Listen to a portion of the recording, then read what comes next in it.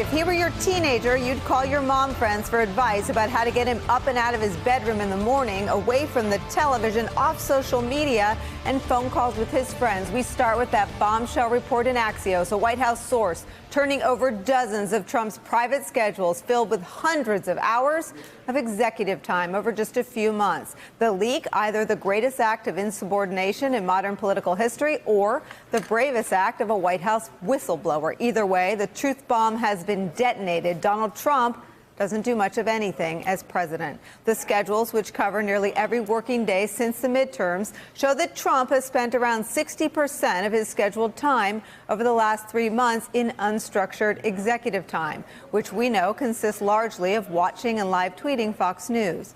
Axios reports today that the massive leak has, quote, set off internal finger-pointing and speculation more fevered than any since the New York Times anonymous op-ed. And former White House aide Cliff Sims, who recently released his own panic-inducing tell-all about the state of the West Wing, describes the fallout over the schedules this way, quote, there are leaks and then there are leaks. If most are involuntary manslaughter, this was premeditated murder. People inside are genuinely scared.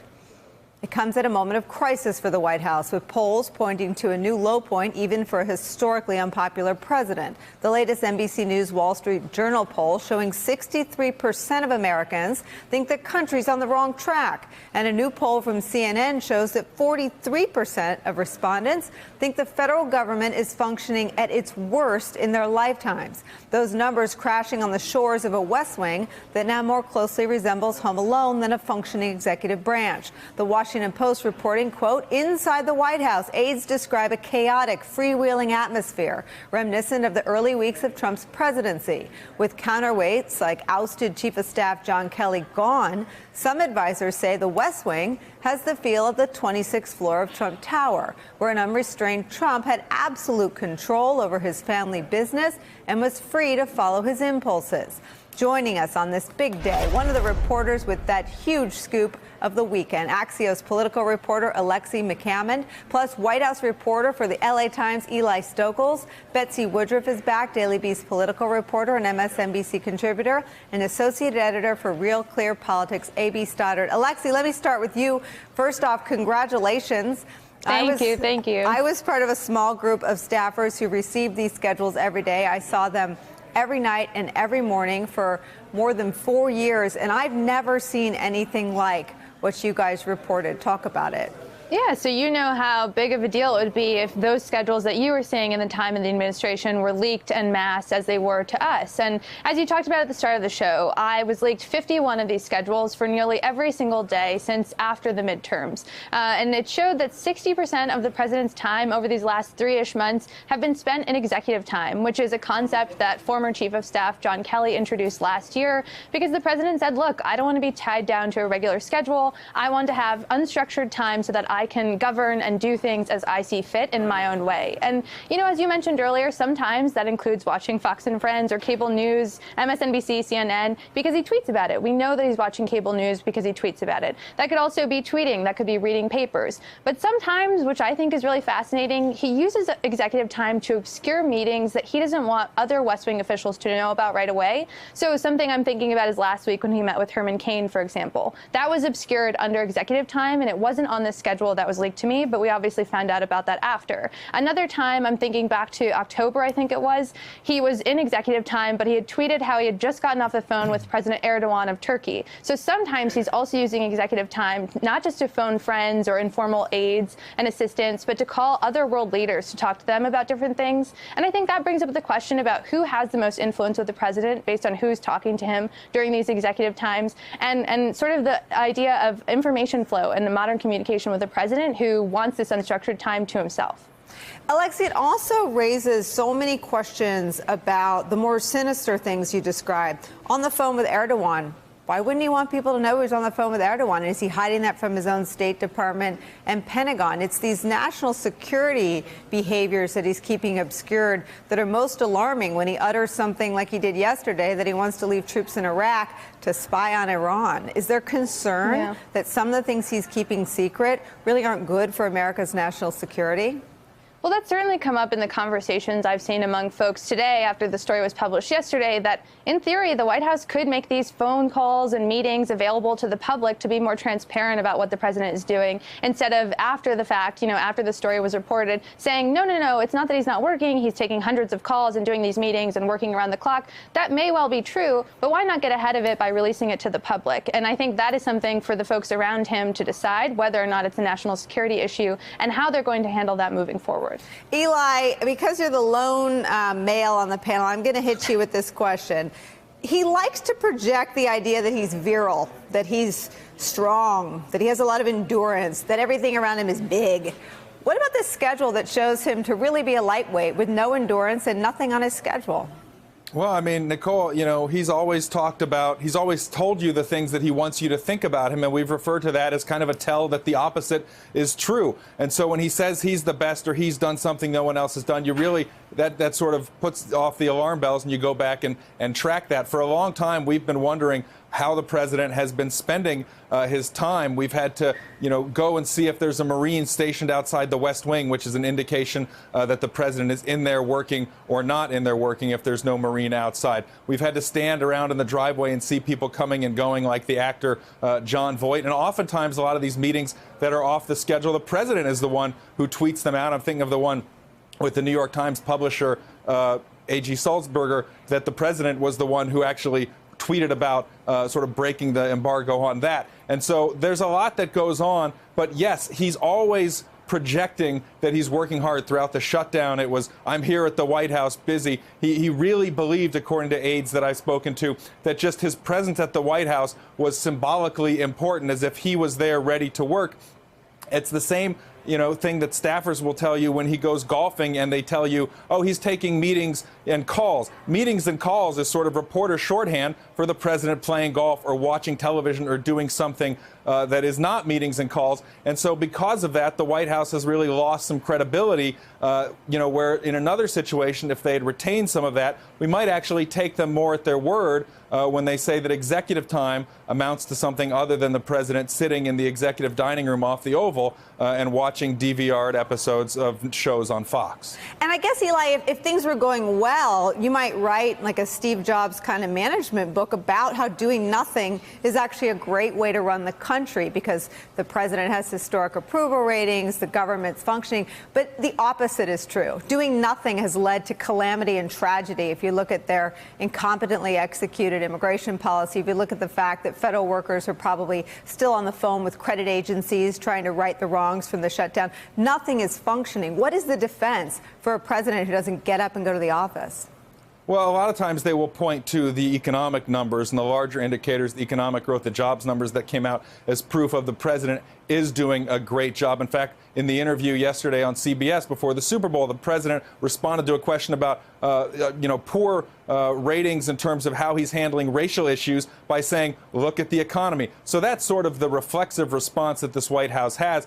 But most people can see through a lot of that. There are a lot of other indicators in terms of polling that show, as you pointed out, some pretty low approval numbers for this president. And I think people get a pretty clear sense that there has never been a whole lot of planning or process coming from this administration. This is a president who has resisted that for years, long before he was in politics. It's very hard to sort of focus in on what's going on, hard to get him to input information from experts and other people who, in traditional administrations, advise the president to move towards smart decisions and away from bad ones. This president does not have a lot of advisors. He has a lot of his advisors are people that he calls, outside friends, people that he talks to during executive time, and the people that he listens to on the television. Phil Rucker has joined our merry gang here. He's a White House bureau chief for the Washington Post. He covers a lot of these days that Alexi, you and your colleagues have now reported on. Phil, let me read you one of these schedules, because I think I talked to you on this day. January 18th, in the thick of the government shutdown, the president had 2 30-minute meetings and 7 hours of executive time. On November 7th, the day after the midterms, which I believe is where these schedules start, this was when he was figuring out how to fire Jeff Sessions. I guess he needed time to think about it. He'd only tweeted about it 400 times. He had 1 30-minute meeting and 7 hours of executive time. And as Phil Rucker, we've noted already, if things were going beautifully. You could argue that this is a brand new way to run the United States government, but your incredible reporting from the weekend with your colleagues, this is a White House in crisis. This is a White House at a low point for historically unpopular presidency. Yeah, just first, Nicole, a couple things about executive time, and some of the others on the panel have touched on this, but I think it's important to underscore that Trump makes a ton of phone calls. So yes, he's calling friends and all sorts of random people like, Lou Dobbs or Sean Hannity or people like that, but he's also calling a lot of Republican senators during the day. He talks to business CEOs.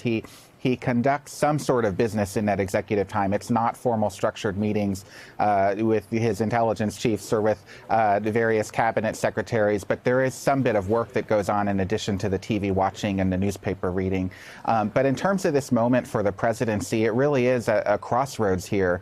He's at his most acrimonious state with Congress right now. He's got the Mueller investigation coming to a conclusion potentially as early as later this month. He's got a big what one ally told me is a subpoena blizzard coming from congressional Democrats who are going to be investigating his conduct in office, his finances, corruption in the administration. And the president isn't quite sure how to manage all of that. And he's increasingly unencumbered and relying on his own counsel and the counsel of his son-in-law, Jared Kushner. And Trump allies say, look, this is like back in the days when he was on the 26th floor of Trump Tower running his real estate and branding empire, where he called all the shots, he made all his own decisions, and it was basically a family-run business. And that's what the West Wing is at the moment. When I read that part of your piece, and it's excellent, everyone should jump online and read it. What I thought when you wrote about how he's returned to the way things were in Trump Tower is, that was when the Russians got inside to give them dirt on Hillary Clinton, and then they all went on to lie about it, including the president from aboard Air Force One. That's not a good reference point to say the West Wing has turned into the 26th floor of Trump Tower. Yeah, that's a very fair point, Nicole. And it's also worth pointing out that the Trump Organization, the business that he ran, is very different than the United States of America. The federal government is complex. There are millions of people who work for it. There are dozens of agencies, and there are tons of decisions, both domestically and in terms of foreign relations, that the president of the United States has to make.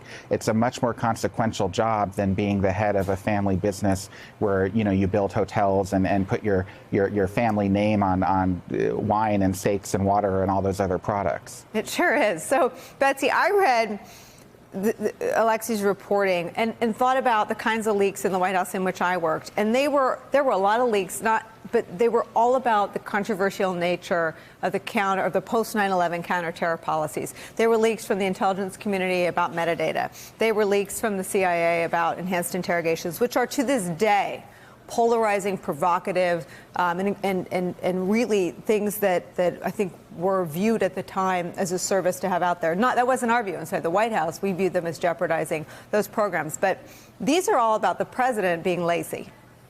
That's functionally correct.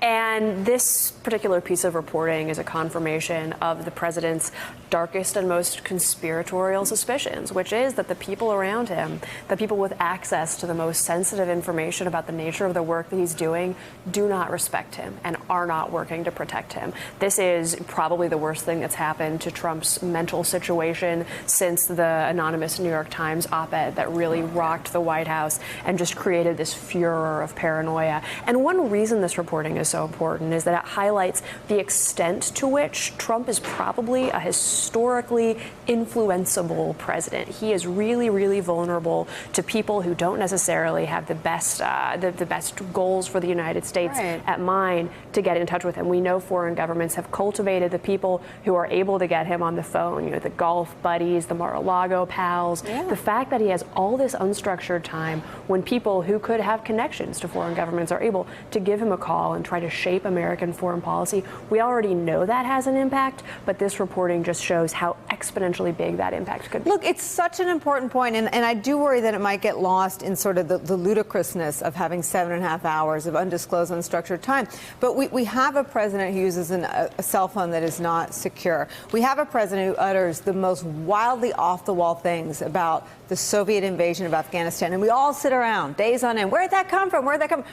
you make a great point. Maybe people are reaching him without John Bolton or someone from the CIA, the State Department, which is, I sat outside the Oval Office. Every phone call with a foreign leader, you had someone from the State Department walk in, and the NSC usually, and listen in. Undoubtedly, and we know from this reporting that that's almost certainly not the case in a significant portion at the time. Another detail here that's really important, of course, is that there's an additional, even more secret schedule that Axios writes about that includes meetings that aren't on the one that they reported. And that's because the president essentially has this Russian nesting doll approach to scheduling because he doesn't trust very senior West Wing staffers. I'm reminded of Bob Corker, who said that this White House resembles an adult daycare, and also questioned the president's fitness for the office he holds. Here for Bob Corker, Exhibit 474. It's this point about these potential interactions with foreign leaders without kind of the overlay of the national security staff and the intelligence professionals is, I think, the most consequential, because I think there are a lot of people in this country that would like the president to watch TV and not make a lot of decisions during the day about pulling troops out of allied locations and for real. However, we learned very frightening information reporting right as he made the decision to pull troops out of Syria, that he had basically, in one phone call with Erdogan, said, okay, you want to stay there? You're beginning an assault on the Kurds? I'm going to leave. And then over a course of days, both former Defense Secretary James Mattis, Secretary of State Mike Pompeo, and at the time, John Kelly and Mulvaney standing off in the corner, but John Bolton joining Mattis and Pompeo urgently impressed upon him several days over and over again to reverse his decision that all resulted from this phone call from Erdogan. So I don't know who makes the phone calls for him, how he connects. Maybe he just has them on speed dial on his cell phone. But that would be the most material to this entire discovery of how he spends his time and who's actually around when he's having such consequential conversations. The TV watching, I don't think, bothers his people as much as the idea that he's freelancing with foreign leaders, adversaries that we worry about, that he tends to think are really respectable, strong men, and consequential decisions being made as a result. Alexi, this is a consequential piece of reporting, and all of you here today have written these kinds of pieces. I'm thinking of Phil Rucker's pressure cooker analogy, which almost always precedes some sort of blow up from the White House. Eli and Betsy have also. This is not a one-day story. Where are you taking this today? What are you learning today since the publication, in addition to sort of the finger pointing and the fallout?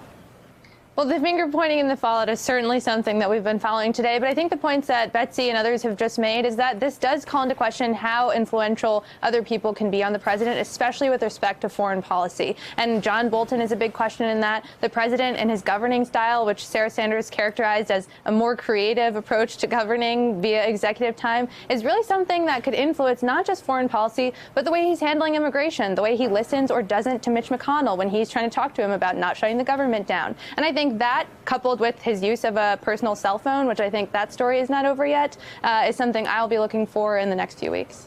Alexi, Phil, and Eli, we are nothing without you and your reporting. We're so grateful to have you guys. Thanks for spending some time with us. Hey there, I'm Chris Hayes from MSNBC. Thanks for watching MSNBC on YouTube. If you want to keep up to date with the videos we're putting out, you can click subscribe just below me, or click over on this list to see lots of other great videos.